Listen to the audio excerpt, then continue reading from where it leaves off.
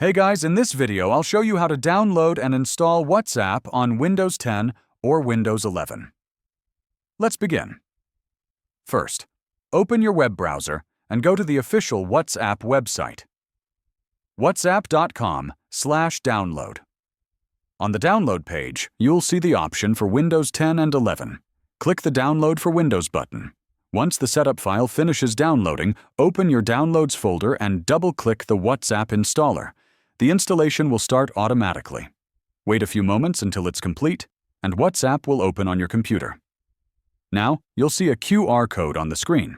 To log in, open WhatsApp on your phone, tap the three dots in the top right corner, and select Linked Devices. Then tap Link a Device and scan the QR code on your computer screen.